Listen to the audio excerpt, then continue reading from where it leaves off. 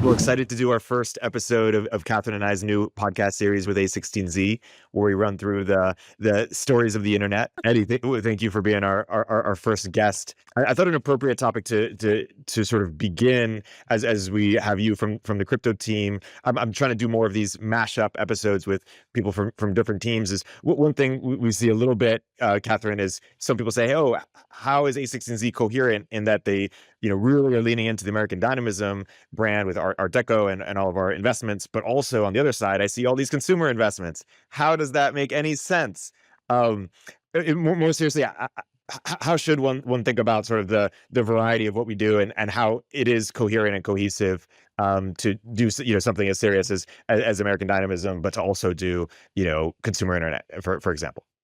Yeah, well, I always get the question, or someone put on the internet maybe a week ago, like, how do games, like, how does Right. games have Yeah. anything to do with American Dynamism? And I always answer that question with one word, which is Palmer. Because Anduril would not have happened if not for Oculus. Oculus would not have happened if not for Palmer's obsession with gaming, right? There's so much continuity in the world of tech that I sometimes think people silo things almost like, because we silo things, right? Like we're in very Yeah. different worlds. We have very different types of expertise in terms of what we're looking for as investors, but sort of the continuity of what is building and what is technology, it spans all sorts of realms. And frankly, it spans every industry. It spans every realm of human life. That to say, oh, well, like games have nothing in common, or crypto has nothing in common, For or these sure. people have nothing in common. It's all one boiling mass. It's like it's all interconnected. I mean, I was like GPUs still internally use all the logic of showing things on a screen. You buy like a GPU for a data center, it still has little ports on the back to connect a monitor to it. They'll never be used, right? Like it's all deeply intertwined. Every piece of technological progress can be reapplied somewhere else. That's the whole beauty of software. That's the whole beauty of computing. Like Totally. I don't even understand the question, Eric. That's how Totally. I'd put it. I don't even understand the question. Well, and I always say, Eric, I've been begging you and telling you we have to have the Techno-Optimist manifesto Yeah. on the front page of our website, right? Because it's like, to me, that is the coherent thesis of what all building is. It's the thesis of like every founder's journey, right? Like the founder's journey is pretty universal across every sector. It's sort of a universal story arc in terms of what they experience, even if they're building in different realms. I think this sort of atoms and bits, sort of playful battles between our founders is actually more of, it's sort of like a humorous thing versus one that's really grounded in philosophy, because at the same time, everyone's going through the same thing of building. And no one can predict, like you can be directionally correct on where you believe the future is headed, but no one can make predictions that, no one would have ever looked at Palmer in his motor home living outside his parents' house when he was trying to build Oculus, and say he's going to remake American defense. Like, I don't even think Palmer would have said that about himself, right? So there's something about the hero's journey and the building journey that is very universal, that brings all of these categories together, where tech should be aligned on these things and shouldn't necessarily have infighting or think of these categories as very different. And I know, Eddie, we're going to get into like where the sort of unique kind of, I don't know, philosophical overlaps between American dynamism and crypto, which I actually think there are many kind of similar personality profiles of the founders that are attracted to these categories. But I think, if people question how can you do it all, or what is the unifying force between all of these categories, it's like, go back and read Marc's Techno-Optimist manifesto, right? Because Yeah. that to me exemplifies how all of these things are really on the same hero's journey. Yeah, I think, to riff on Chris Dixon's great line, what is it? Everything great looks like or starts looking like a toy. It's like, toys or games can inspire so much beyond that, can sort of be a playground to experiment with new technologies that can then, sort of be the inspiration for something way bigger or very different. And to your point, it's all a boiling pot. But I also think the toys or games or platforms themselves are underrated just as is. I remember, Thiel's famous line: "We wanted flying cars, we got 140 characters." Turns out 140 characters is, way more impactful than flying cars. So these toys or games or products are underrated just on their own merits, separate Yeah. from them being inspiration for other things. I actually have a great story, a very timely story about this. We were just in Washington D.C. With Marc, and a senator who I won't name was in the meeting, and was talking about what could be very valuable for the defense world. And he was talking about basically in Ukraine, just how this like just in time manufacturing then feeds into building things in the trenches very quickly, and basically doing this iteration live with people who are then using the products, changing the products every few days. And his sort of question was, why can't we do this inside the defense industrial base? And Marc actually responded to him and he said, well, we do this with toys. Like this is how we build hardware toys. Of course we can do this with hardware in America because this is how any type of toy is built, any type of hardware is built. Like you iterate very rapidly and you iterate you can iterate in the field. It's only in defense where we don't do this, right? Because there's infrastructure that makes it impossible for us to do this. But it is very possible and we do it in consumer land. And so I thought that was like a very interesting thing. You could kind of see the light bulbs going off like, oh, American dynamism actually does exist in various categories, and you can bring some of those learnings from consumer land into defense land, and it will be incredibly impactful. And clearly, that's what the Ukrainians have done. Yeah. Let's segue to sort of the crypto American dynamism interplay. Eddie, I remember we were at a retreat a few years ago, and someone smartly asked, "Hey, um, how do we think about, on the one hand, we're trying to strengthen American power and strengthen the dollar and, strengthen our influence, globally. And on the other hand, crypto, seems like it could be a threat to that to some degree. How do we sort of think about how American dynamism and crypto are interlinked or from a philosophical or practical level? Yeah, so the trick here is that like American whatever, right, it is kind of hiding what values are underneath it, right? I think of crypto as freedom promoting technology, right? Now, in the horrible case, and I don't think that's the case today, where America becomes not freedom promoting, right? Then I guess you could see crypto as a hedge. And that's kind of what Satoshi meant, when he was talking about the banking system failing, right? And he wanted to create this technological option. I think of him as trying to create in software a way to represent those same values that was in some sense immune to whatever the states happened to be doing at the time.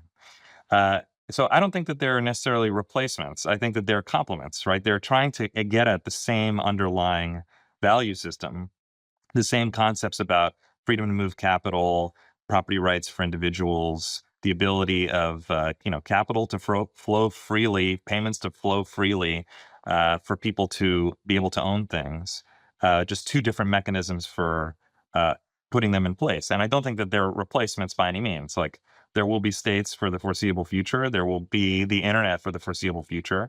How do you want them to actually represent these things? I think they can be incredibly complementary, right? And they can, if you think about it, there's another spin on it, kind of connecting to what we were talking about now, is experimentation. Being able to experiment with the means of ownership and the means of the means of morphing and moving around capital. That's hard to do because you have to do it in the construct of the state, and the state has certain degrees of freedom that it can take. Right, it has to be very, very careful and very protective of these things for totally good reasons. If you can allow those types of experiments to happen in a totally open source and visible way out in the public for everybody to scrutinize, in a way that doesn't give anyone outside the state asymmetric power, then you allow for those exact types of experiments, right? I mean, another way to put it is, does the state really want someone outside the state to have all the power and to like make all these experiments? I don't think it does. I think that what the state would like to see, if the state is freedom promoting, and in America it certainly is, I think the state would like to see people doing these experiments in a way that's totally visible and legible, right? And that's exactly what crypto does. So I see there being profound conceptual overlaps. Like we haven't even talked about like privacy. We haven't even talked about like ways that consumers can be actually protected. I have a whole riff on how the whole point of crypto is actually to protect consumers from software developers, right? And that's really what it is. But anyway. I mean, the things that I've anecdotally seen the connection on, and again, I'm not a crypto person. I consider myself kind of a normie. But the things that I've picked up on over 10 years of investing is really like philosophical alignment between the types of founders who start crypto companies and the types of founders who start American Dynamism companies. So much so that some founders that we have backed, I will not out them without their permission, but some founders that we have backed that are now, leading unicorn companies in American Dynamism, we're toying with the idea, do I want to start something in crypto or do I want to start something in American Dynamism? And people would say, like, that's crazy, right? Like, one's like hardware, one's, like these are completely different things. But from a philosophical level, the conversations we were having about what does America need, like, what are the biggest problems for our generation? Like, these people are very aligned at what the problems are. 100%. And I think that's probably where there's the most alignment, right? Like, you can come to different results. Like, I always say, like, Balaji and I have a ton in common. We come to completely different ends on where we end up in many cases, but we have a ton in common on what we agree is the problem, right? And so I think in some ways there's like a unifying sort of philosophical connection between the people who operate in these ecosystems. And then the other thing that I always point out that's an anecdote too is like the first time that like I've like the sovereign individual and sort of like the canonical books that like led to people really investigating, is this a category? All of those people that introduced those books to me like 10 years ago when I first moved to the Valley, those people are like all American Dynamism, hardware, early SpaceX investors, early Palantir, right? Like these people have a lot in common philosophically. And when you look at sort of the even just the way I describe myself, like as an American dynamist, like I always describe myself as a federalist, like someone who is in deep favor of I thought like you said you're a normie. I'm a normie, I'm a federalist, right? Like, right? Yeah, maybe, yeah. Yeah. Normie, right? But like I believe in federalism. That's why I live in Florida. Like I believe in the federalist experiment, right? I think that's something that's like under discussed about what makes America extraordinary and unique, and sort of the where is decentralization most prominent in the tech community? It is in the crypto world, right? Like that's where you actually Totally. use words, and it's very much aligned to, I would say, a strain of political philosophy that really focuses on sort of the federalist experiment as the unique part of America, not necessarily the other parts that people always point to Yeah. as like makes America great. So in some ways, I think like there's a ton of alignment between how the people view why it's so necessary to build for America in a startup versus why it's why anyone could go into government, they could go into other means to serve their country. But I think there's a lot of philosophical alignment from like why you need American dynamism companies and why decentralization is important in tech. Yeah, I totally agree with that. And I put the most blunt point I can put on it is that it's incredibly obvious that crypto is American culturally. Like the crypto ethos is a uniquely American cultural phenomenon. I didn't know if we were allowed to claim it. I'm glad you do. Yeah, yeah. Well, I mean, there's a lot of things that people don't appreciate are really American that feel like Yeah. they're the global now, but As well as is the startup. The startup is an American concept. totally. Founder is an American concept, right? Like, why do we call them founders? Like, we don't use the French term. We don't use entrepreneur. Like, we're founders, right? Like, it is a very American thing what we do. Yeah. Or not what I do, but what the people we Yeah. support do.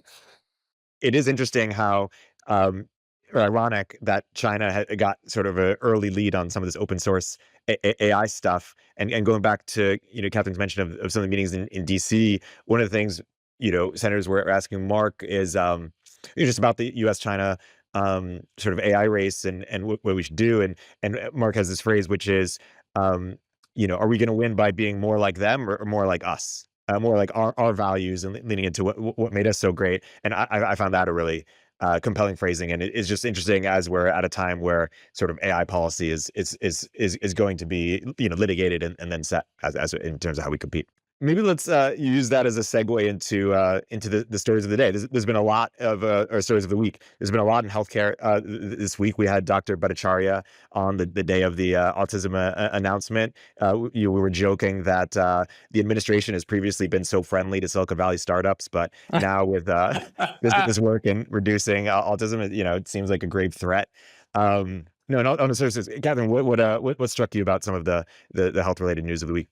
One of the things that I've been reflecting on a lot, and again, I know we're going to talk about Eddie has a new arrival to Yeah. his family. I'm going to have my third child just here in a few months. But there's something about like the way that this generation like understands medicine that I actually think comes from like the internet is your doctor now.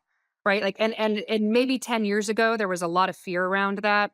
There was a lot of, oh, you can't trust the internet. You can't trust, information sources that are not, reviewed by government and aren't passed down by experts. And I think we're just living in this like completely different reality, where the people who are having children now, who are sort of entering their 30s, their 40s, and really vocal around a lot of these topics, grew up at an age of just completely distributed information, particularly around things like medicine. And they follow the wisdom of crowds. They've been pitched. I just posted about sort of the history of OxyContin, right? Where it's like there was a whole decade where they were preparing class action lawsuits against Purdue Pharma before 2013, when FDA, took the drug off the market, and it had been on the market for 20 years as sort of this miracle drug. And so I think what you're seeing from this generation, isn't like skepticism of experts.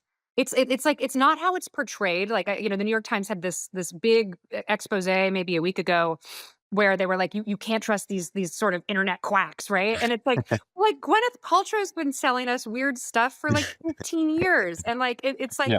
it's so part of our DNA now that you can't call it quackery. You can't. You kind of have to call it like wisdom of crowds. And I have a lot of doctor friends. I have a lot of people I grew up with who are in the medical community.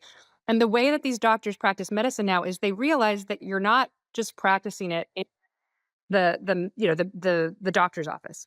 Like, you're competing with all of these different information sources, Yeah. all of these different backgrounds. People are a lot more open with their questions. I'm having my third child. I joke it's my ChatGPT baby because I upload every single medical diagnostic, every blood report, everything to ChatGPT, and it gives me a ton of data that the doctors don't have time to give me. I share it with my doctors. They think it's cool. It's like we're just in this totally different generation where people are a lot more Yeah. open-minded, and they expect things to swing faster than the Purdue Pharma case, which was a 20-year, it was a 20-year issue where it went Yeah. from this is a miracle drug to this is terrible for you. And I just think people have expectations of speed. Yeah, my wife has been the same. Like, she's a total expert on all this stuff. I would frame it as, and like I really channeling this through the lens of like seeing my wife really spend so much time on this, is like it's just a higher information standard. It's a higher epistemic standard. It's not just skeptical of experts. It's maybe resisting the idea to accept like unchallenged what the first expert you talk to said. Right. That's how I'm seeing it. We see doctors, but we always come to the doctor now informed by a bunch of research, and that's also not taking for granted even what ChatGPT says. To be honest, I'll send the same thing to ChatGPT, Anthropic, and Grok at the same time, force them to fight against each other, and then end up with just kind of a list of interesting sources that I put in front of the doctor, right? That's the feedback loop now, and I think that's far better. Of course, it's so funny when people say LMs make mistakes. Like, yeah, of course they make mistakes, but so do human doctors. So what's the so what's the answer, right? The answer is obviously a more rigorous standard of information, more information sources, uncorrelated channels of information, right?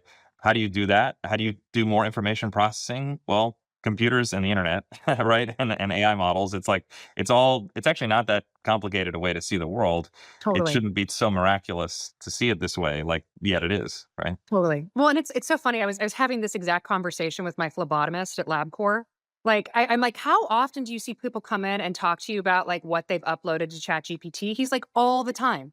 He's like, this is like one of the number one use cases, like of, like he did say use cases, right? He's like a normie. But he was like, yeah, like no one just goes to the doctor. No one just comes here and then gives their results to the doctor and has them read them out. Like, everyone is putting them into ChatGPT. Everyone is having some sort of additional analysis, and it's been it's been eye-opening for people. And this Yeah, is like, and in some ways I feel like we should feel really good that like America is adopting, like that's adopting, fantastic. like questioning, wanting more information. Like, this is a good thing. In some ways I feel Yeah. like, when people were always talking about MD, it was like that, yeah, maybe that was like 1.0, but like here we are now and people really want more information. Yeah, what people are worried about, I think, is when they imagine that someone just picks the cheapest, lowest IQ LLM and then accepts the first thing that it says Yeah. uncritically. Right? That's Yeah. what people imagine, and that's Yeah. what they're worried about. Yeah. But that's the same thing if you go to a terrible doctor who you just happen to get. It's kind of the same effect, to be honest. Like, totally, I'll make this as short as possible, but a few years ago, I was kind of worried about my cholesterol. And I had a new GP, my old GP retired. And this candidate GP they put in front of me, first thing she says when she sees my cholesterol, she says, oh, I think, you should probably eat fewer eggs, which is like a totally based on a discredited, like 60-year-old study on rabbits. That's like completely wrong way to think about serum cholesterol and dietary cholesterol. And she was in her 30s. This doctor was in her 30s. So I was just like, where did you get this? And I pulled up ChatGPT and I was like, see how this is like not a thing? And she was just shocked, mind blown. Yeah. Now, I don't think all doctors are like this. I don't think people should assume that all doctors are incompetent by any means. But the point is that we have more tools at our disposal. And so totally agree Totally. with that, Katherine. Totally. I the autism rates have significantly increased the past couple of decades. I want to segue this to ADHD in a second, but do we have a pet conspiracy theory on why, or is it just purely a diagnosis thing? Well, I mean, I want to get to the ADHD. Go Like, for I it. actually think let's move to ADHD because Sure. I think that one, I'm more familiar with it. I'm not gonna say personally, but like more familiar with the data, right? I have sons, so I'm like Yeah. preparing myself for the Yeah. inevitable ADHD diagnosis. Yeah. And that's like even a weird thing to say, right? I have, a 4.5-year-old and a 2.5-year-old. And just looking at their energy levels, I always joke like I have to run them before they go to school. Because if I don't get the energy out, like a dog before they go to school, like something will happen in school, and it will be and I can already kind of see, and I don't blame teachers for this. I don't blame doctors. These are more like systematic issues. Like if you have an energetic boy, it's mostly boys, right? Like I think the New York Times expose that came out a couple months ago basically said that 17% or no 23% of all 17-year-old boys have been given an ADHD diagnosis. So that's 1 in 4 boys in America. There's something wrong with them, right? And you can say, okay, there's clearly something wrong with all these boys, or you can say, okay, we're medicating boyhood. But what is it about? What is it about why is it incentivized that doctors give them this diagnosis, and why is it something that I think teachers in some ways I don't want to say encourage, but it is sort of this strange thing where if you have a child who is very energetic in a pre-K. They sort of say, well, next time at their 4-year-old checkup, maybe talk to them about some of these behavioral things, right? And like now my son is like an angel. He's like grown up like a little bit and they're like, oh, he's doing green school, right? But for like a year, we were like, oh, he clearly is just a high energy boy. And the incentive systems around a lot of these things are like, if you go to the doctor, parents want these ADHD, you know, want these diagnoses. And the reason parents want them is because it gives you extra time, it gives you extra resources. You can then opt your kid out of certain things in school. It makes school more manageable for high energy boys. The reasons the school wants it is because they get more dollars from the state if they have special needs students across a variety of different special needs. Everyone knows this, that the schools will tell you this, right? So it's like it is better if they have a student who needs additional attention or in their words or needs something special for them to get the diagnosis from the doctor. Again, the diagnosis is not something that anyone stigmatizes anymore. And then the school can get more dollars from the state. But what that means is that both parents and teachers are incentivized for a number of different reasons, especially if you're like, wow, like my kid's about to take the ACT and I want them to have an extra hour so that they can perform higher than the other, 25% of children who have this diagnosis. So like there's a systematic reasons why people are actually asking for the diagnosis. And what I've joked with both of you all is it takes like a very disagreeable, sadly principled mother to be like, no, like I'm not getting my hyper Totally. energetic boy a diagnosis for life. And I'm definitely like not going to put him on drugs because I realize the incentive system that's set up. And it's funny, like again, like a couple years ago, if you talked about this, you were an absolute quack. And then this piece comes out in the New York Times, in April, and it's like, oh yeah, actually the medical community kind of agrees that like this ADHD, like Adderall pill mill thing might be a huge problem. And so I think there's something about, if you look at Purdue Pharma, if you look at ADHD and you look at sort of our generation's experience with the medical community, well, it's like it is this like consistent experience of all the incentives of large systems that go beyond individuals are pushing you to one thing. And years later, you might find out, as Erik has found out, you didn't need Ritalin. Right. You're Yeah. just an Yeah. energetic guy. Yeah. Yeah, And same. And there's no downside to a diagnosis. That's the thing. You have Yeah. total optionality on whether you want to take the medication. Yeah. You have no downside in school. Yeah. Even a very well-meaning teacher who may like there's almost like an optimism actually in giving these diagnoses because we're saying like, look, like we can identify the pathologies in students. We want to help students. We Yeah. have tools to help them. And there's no downside to identifying them, misidentifying them. So let's just generously hand these out, right? Like I see it. I see nothing but good intention Oh, behind these totally. things. Totally. And I was the same. I was the same. Eric, we were talking about this before. I also had an ADHD diagnosis when I forget how old, 8 or 9 years old, whatever. In retrospect, I think it was totally nonsense, right? Like I mean, whatever. Not for everybody necessarily, but in my case, I think it was nonsense, and it was just that my behavior was not kind of fitting within what they believed was the proper mold, and they wanted to help fix me, right? And that's yeah. like that's like how they thought of it. I hated Ritalin. I tried Concerta, Ritalin, Dexedrine, or I mean, all this stuff, Vyvanse. I tried them all, hated them all. um, Turns out that just a little bit of like guilt and discipline was what you really what you honestly needed. Just a little Well, parenting. yeah. In my case at least, but uh, I see, but more specifically connecting to that, and to some degree the autism, although I'm not as I don't have as much personal experience with that. The One of the issues is the diagnostic criteria can shift, right? As people want to identify these cases, see very little downside in identifying them, they may broaden, right, in an effort to precisify the diagnostic criteria. They may broaden it, and I've heard that as a plausible explanation among ADHD and autism cases, part of explaining the rise, right? It can be rising, or it can just be that you're moving down the curve of diminishing marginal precision and identifying more and more and more cases with the hope that you can, with very little cost, treat the issue. Mhm. And so that alone can explain what appears to be an increase in prevalence. Yeah, they sort of told me I had ADHD because wouldn't focus in school and just did whatever I wanted. But that's because I just hated school. I could actually focus on things I was super interested in. And I think it's an interesting segue to Alpha School, which is getting a lot of attention right now. And Eddie, in just having newborn, you're thinking about future schooling, and obviously, Catherine, you've thought quite a bit about it. Alpha School is interesting because one of their main KPIs is, do kids love school? And my school was, I don't know about you guys, but mine was like a prison. Like, I didn't have any inspiring teachers in elementary school or middle school. Like, it was so boring. And so it's exciting to see kind of different models. And I've parent friends who are starting to homeschool their kids and just think about kind of alternative. Eddie, how have you been thinking about it? I mean, I feel like there's three branches now, right? There's three possible ways. There's the traditional school system, and by that I mean both public and private schools, right? I just mean like conventional school system. There's this somewhat growing alternative school system. I think Alpha School is a really cool example that I'd love to learn a lot more about. I saw this fantastic interview Yeah, on X a couple weeks ago about it. And then the third is like something that I've heard people talk about, but maybe doesn't exist yet. Maybe that actually just gets end up merging into branch two, which is like the AI tutor world, right? Where like every kid gets a Socrates, right? Like yeah, that's that like that line.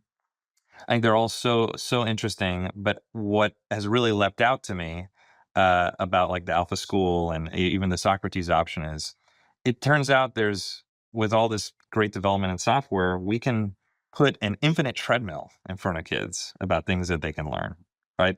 At a low cost infinite treadmill where they can just train and learn whatever they want to arbitrary depth, and designing something that is rigorous enough and gives them strong enough feedback and kind of encourages them to really maximize that.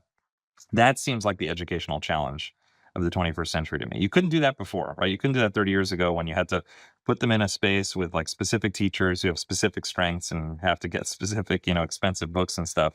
Now it's just like an unbounded road ahead. I'm very, very excited about the prospect of being able to give kind of arbitrary depth to whatever interesting, challenging topic is available to my son.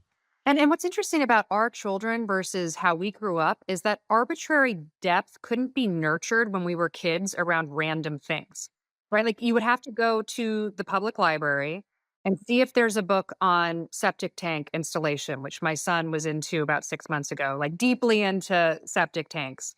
Now he's into garbage disposals.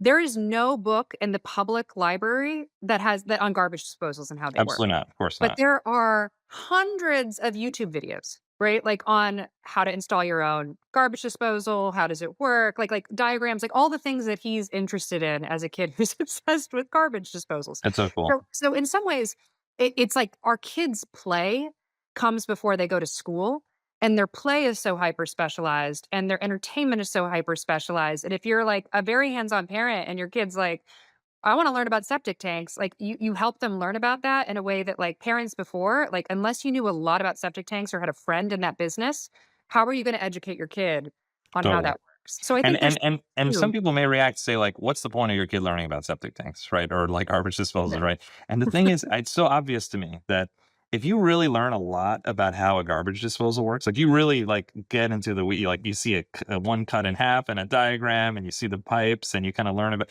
like there's so many proximate or adjacent things to that end up generalizing.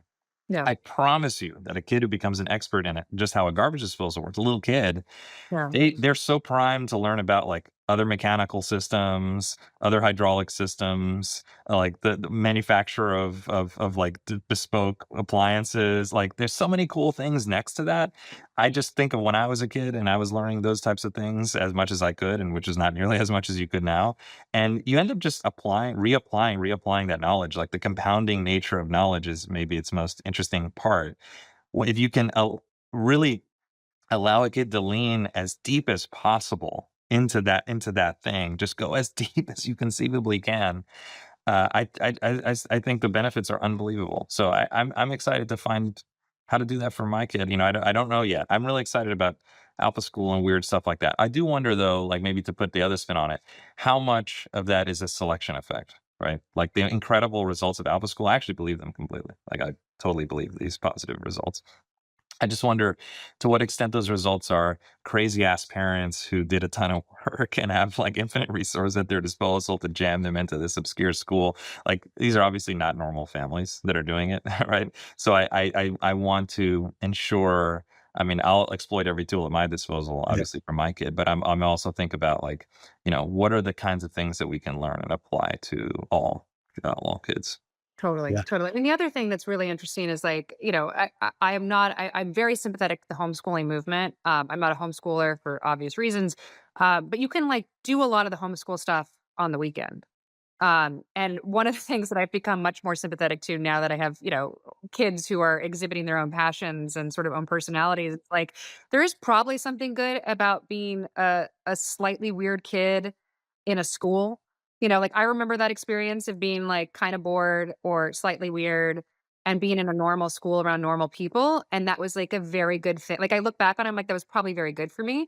And it's probably very good for like, there's one school of thought, which is you have a bright kid or a weird kid or someone who's really interested in something and you put them in alpha school and like let them go down the rabbit hole, which like again, I think that's awesome.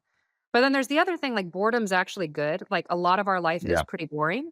Like it is important to learn how to work in big systems. Like it is important to kind of realize that like not everyone's going to like entertain your weird rabbit hole. And so there is something about like getting that lesson early and having that sort of, I'm bored, I hate school, I'm going to figure out how to make it interesting for me that like could be very valuable for kids as well. So I'm always like on the fence. Like I feel like you can kind of dabble in different things and Yeah. like, on the weekends teach one thing, during the Right. week teach another. And the outcomes are probably going to be the same no matter what. But it's good that there's choice, right? Like Yeah. it's good that there's a lot of choice now so the parents can Yeah. who know their kid can be like, oh, like clearly my kid's going to thrive in a individualized, personalized environment. Or actually I have this kid who like is, the ham of the group and like loves being in school and like put them in school. It'll be great. Yeah. Yeah, I think a hybrid is interesting. There's certainly a lot to be learned for navigating social hierarchies and all these different types of people. I'd say maybe there's, in my case, maybe diminishing returns after learning those skills. I You think one thing learned that's those skills, Eric. You did. yeah, exactly. But one thing that's interesting in about Alpha School that I'll say is they customize the lesson plans based on what the kid is interested in. So Yeah. as a kid, I was obsessed with basketball. But I didn't like school. I remember writing a note to my math teacher being like, "What's the point of math? Like, help me understand why I need to learn math because this just doesn't seem like relevant to my life." And they just didn't give a compelling answer. But you could imagine a world where it's like, okay, you love basketball, you want to be a GM of this team, like figure out the salary cap or like figure out like what players based on other players based on statistical analysis. Like there's just so many ways they could have made it super relevant to my interests. 100%. I love that. Totally. Eddie, I want to hear how fatherhood has been.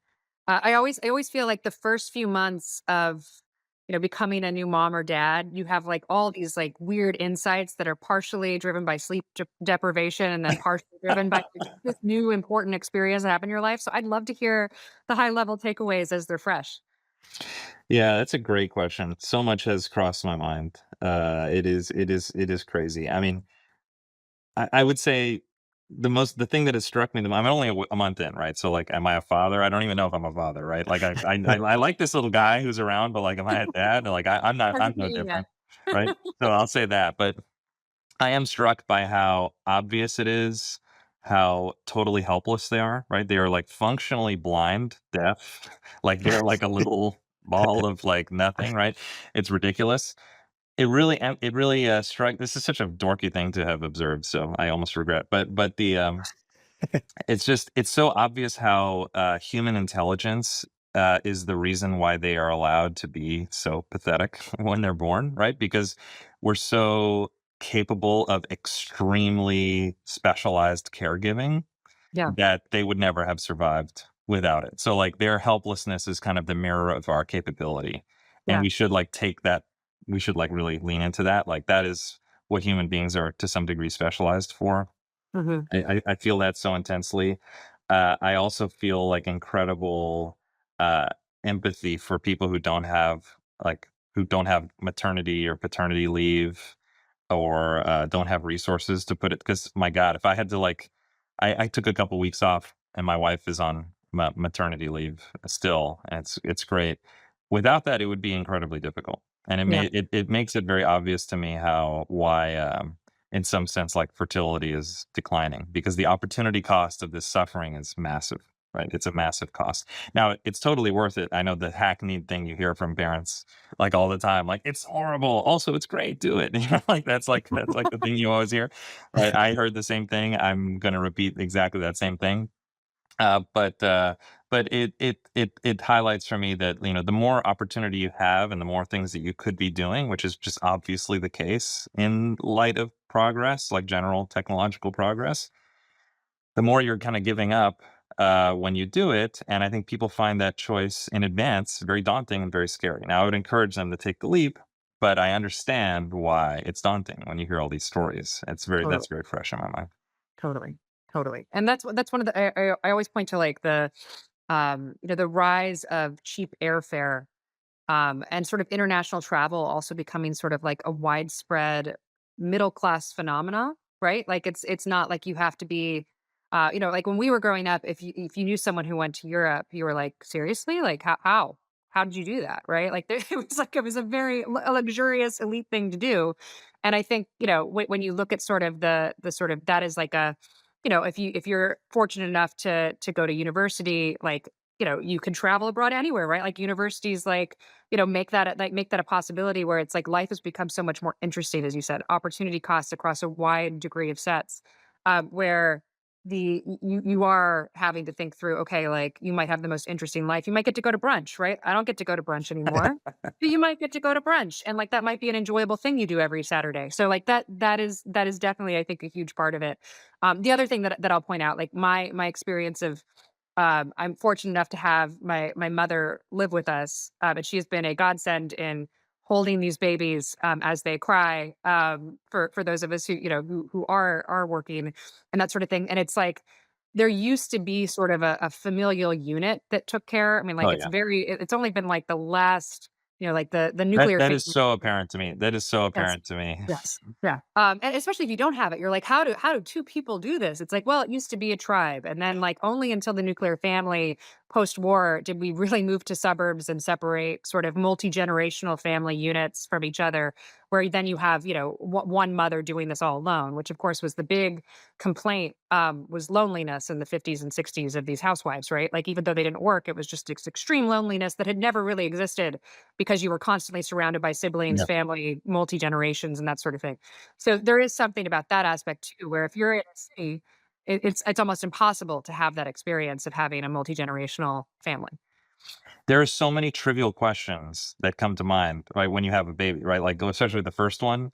So many, like, is this normal? Is this weird? How do I fix this problem? That comes up so much. It's so obvious to me how many of those questions, which once you kind of get the answer, that's easy, kind of you figure it out pretty fast. But so many of those things would be obvious if you're growing up around a family where there's a lot of children already and a lot of people who had been caretakers of children, and Yeah, you would just have absorbed it either through osmosis or through a benign observation yeah, by mom or dad or grandma or grandpa, right? They just would have said like, "Oh, well, yeah, yeah, we just do this thing." And it would totally. just be nothing. Whereas now, like, yeah, I'm sure you have many parents, like, through totally understandable neuroses, worry about the most trivial thing and, like, go to the doctor, and it becomes this, like, entire rigmarole, right? Whereas, we forget, like, that little thing that was lost, the benefit of just the family around. There's many little things that are lost. Totally. It's interesting because there's sort of a left wing and a right wing critique of the nuclear family these days, and the right wing critique, or from the right, is I think similar to what we just said of like, hey, it used to be you had much more support, and we've sort of lost that support, and we need that support. Yeah. And from the left, it's kind of like it's the opposite. It's like, don't you dare assume that people need two parents at home to to raise a kid, or don't you dare assume that not everybody's gay or bisexual or polyamorous, or so, like, don't assume that this is the default. And so it leads to just, the nuclear family being critiqued from all sides for almost opposite reasons. Yeah. Yeah. I think there is I would hope there's large scale agreement that people need Yeah. help. Yeah. That someone that if you see someone in your life who is having a baby, help them. They need help. No matter 100%. who it comes from or what form. It is definitely not something to be done alone in a vacuum. Whether it's friends, whether it's family, or kind of any form. So I want to segue to another topic I wanted to talk about. And it's related to the Charlie Kirk assassination. And we released an episode that Katherine did on Barry Weiss's podcast, Honestly, which was a beautiful sort of commentary on the assassination and Charlie's martyrdom. And we had the funeral the other day, which is one of the most moving things I've ever seen. And Eddie, we were talking offline, and you talked a little bit about how to sort of the reactions to the assassination as it sort of played out on the internet sort of demonstrated a bit of a gap between sort of Zoomer culture, internet culture, and sort of the rest of the population. Why don't you sort of share that reflection? Well, something that really stuck out to me was how I think there's a pervasive, well, there was a belief maybe that as the internet became mainstream, internet culture would become mainstream, right? And that in some sense, like, culture and internet, the line between so-called internet culture and mainstream culture would dissolve, right? Because of its mainstreaming. And there's a lot of truth to that, right? A lot of people are kind of parts of the normal mimetic and cultural milieu is internet based. But I was really struck by how what I considered, because I'm kind of like, I mean, I'm like a normie here in these kinds of settings, Eric, like on a podcast. I'm a specialized, but whatever. But like in real life, in real life, I have like a Discord of a bunch of my friends who are like, I've been running for like 8 years, and I play video games, and my Ed and I brother's met like, on the internet. yeah, no, yeah, no, I know, it's crazy. Nice You know, person. it's uncanny. Yeah, that's true.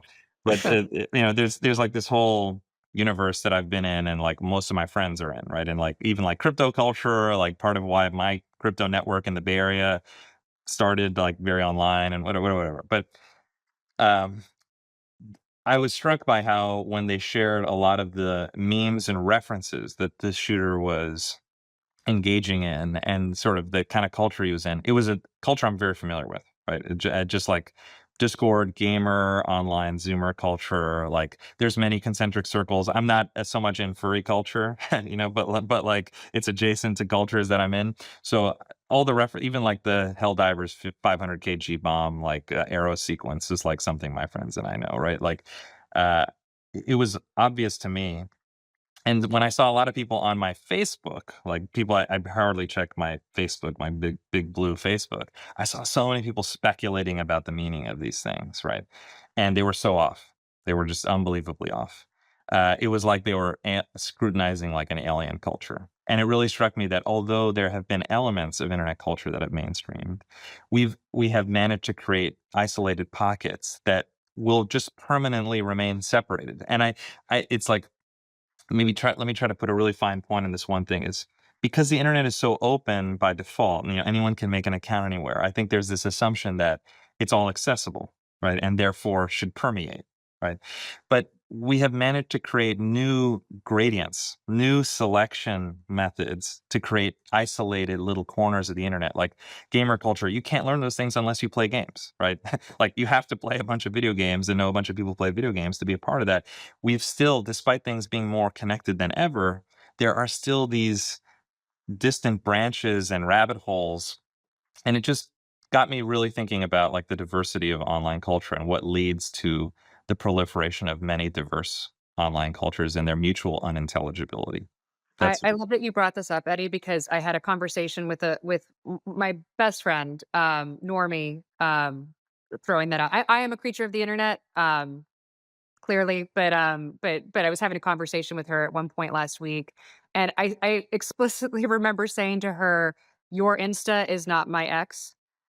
Like, we were in totally different worlds. oh yeah, Like what she was saying, from her takes on things on Instagram last week was yeah, wildly different than what I had seen on X, right?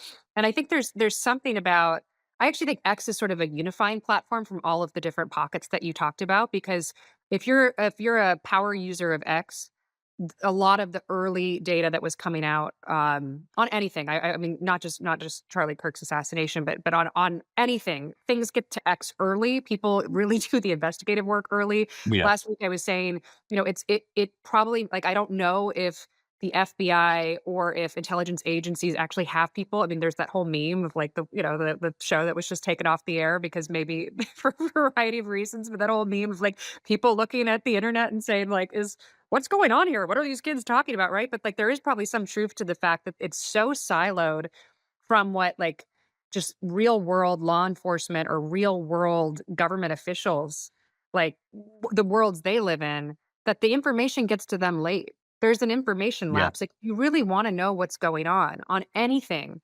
whether it's, a tragic event or even the election, right? Like I think, I talked to a lot of people about the election in 2024 and I said, like, the meme X is not real life. Like, no, X was the only place. If you were spending time on X, yeah, yeah. you knew exactly what was going to No, I happen. feel really strongly about it. I check so many sources. I mean, Reddit for many years. I even check Blue Sky occasionally, Instagram, Facebook. Like I'm all and I will honestly, I can say with total conviction that although there's of course a lot of like misinformation on X, as there would be on any Yes. rich and complex and highly engaged system. As is there misinformation in your PTA group, right? Like, the Absolutely, PTA moms share absolutely, absolutely. misinformation all the time. If you want to find like the ground truth and you do the legwork and you kind of like follow the right people and you kind of go through and really like look for it, the answer is probably on X in a way that is unlike other places. And I really struggle with that. I wondered whether that's like a cultural thing, like it has to do with the type of people on it, right? Its roots as a journalistic, outlet and so on, or is it something technological, right? Does it have to do with the fact that it's an open graph, quote tweets, and sort of like correcting people is a part of the norm in a way that is just totally not on Facebook or on Instagram. They even lack that technical capability, right? Is it, so in other words, is it like the product features that lead to this sort of dialogical conflict that often ends up with the truth, or is it just the people? I don't know really, but it's an interesting thing. There is something about I think it also could be generational. and I haven't really thought through this fully, but I said something on X like a couple weeks ago that resonated with people, which was that I feel like there's this elder millennial cohort that is really, really good at translating across the entire living existence of humanity right now, right? Like we remember what the world was like before the internet, and that's like 1980 to 1986. Like we have deep memories of landlines, of like car phones, right? Like we remember the 80s, but we also remember the 90s, right? Like there's something about like we remember the shifts, but we're also like we're not digital natives, but we grew up with the internet. And so we understand the pace of change. And there's something about like I look at like, AOC is kind of part of maybe she's a little on the cusp of this cohort, but like JD Vance is on this cohort. A lot of sort of our political leadership, I think, is going to come from this cohort that remembers, but like also is very fluent. Like I'd say, like we have the first poster in chief and the vice president, right? So it's like there's something about X that maybe captures a generation that's like really good at amalgamating across different platforms, right? Like you spend a lot of time on Discord.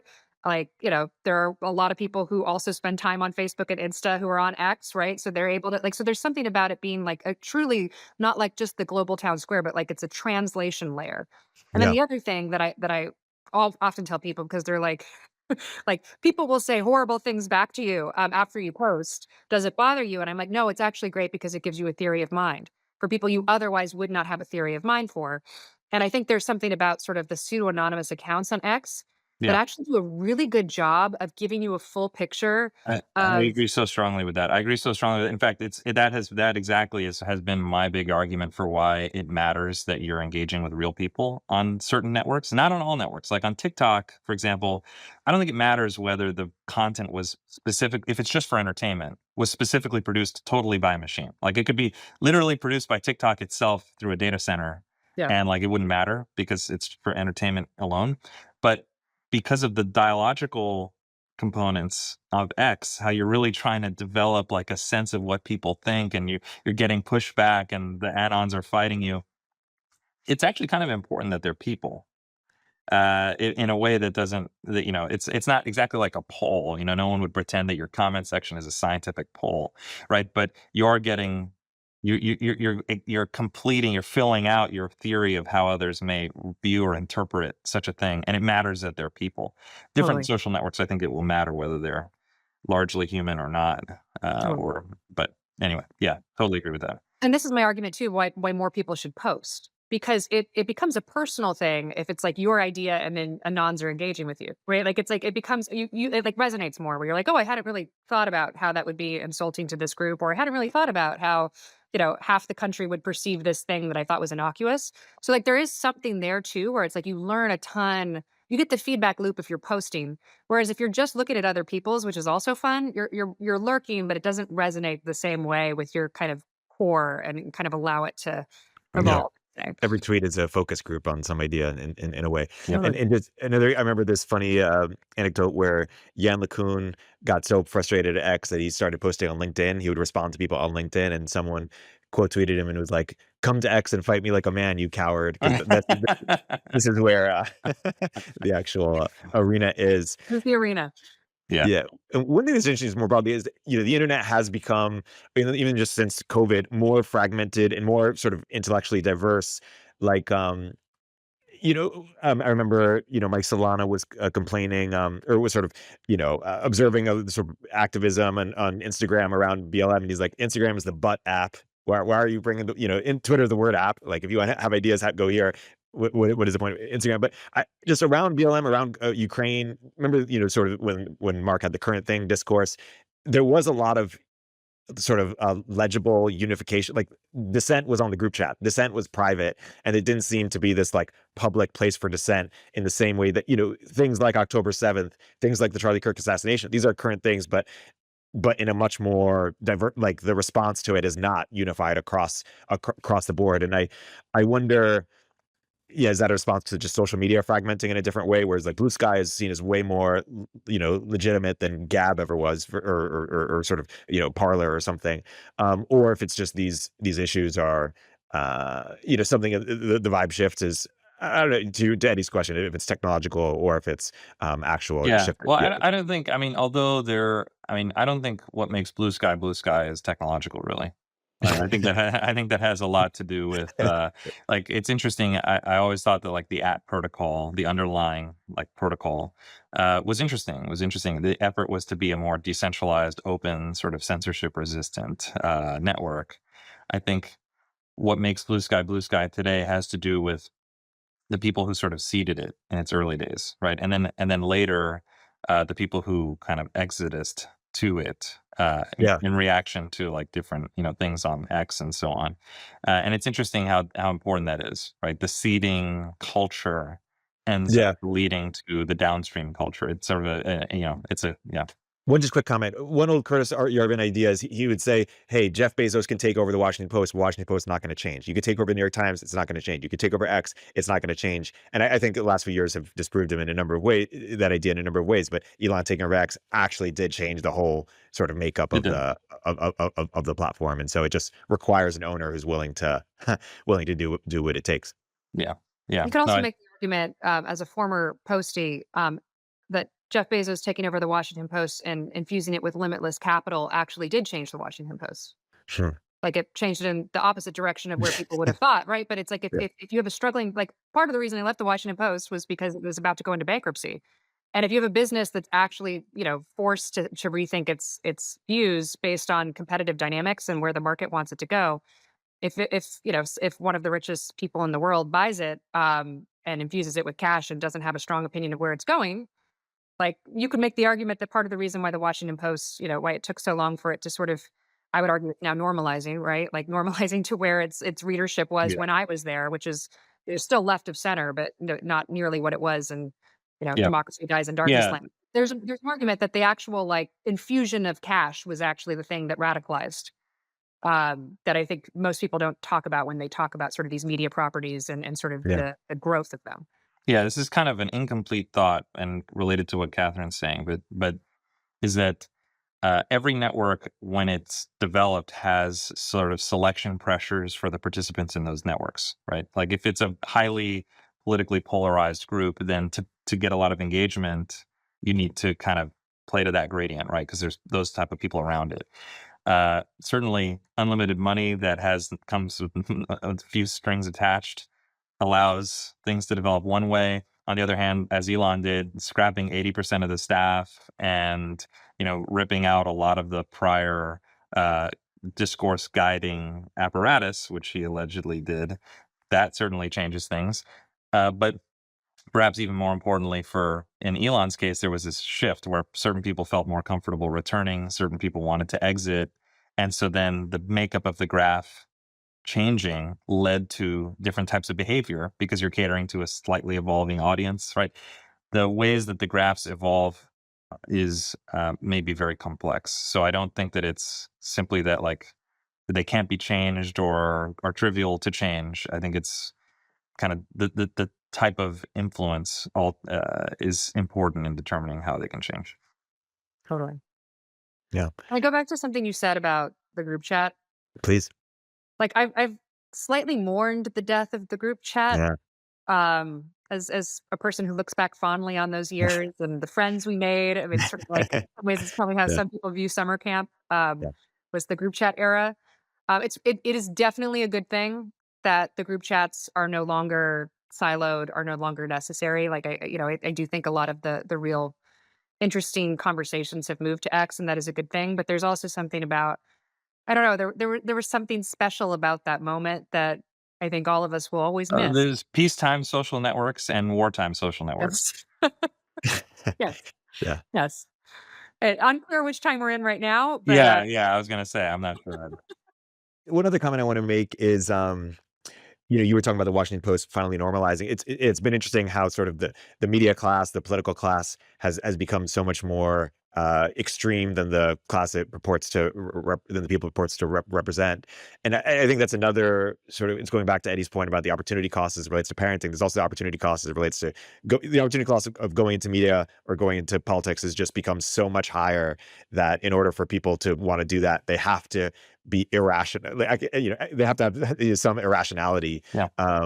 Yeah. And which is usually a form of active. Sometimes it's a form of principle and nobility, but other times it's a form of sort of chronic status seeking via some sort of activism. Not to be too cynical, but Eddie, thank you for being our first guest. We're excited to continue the series. My pleasure.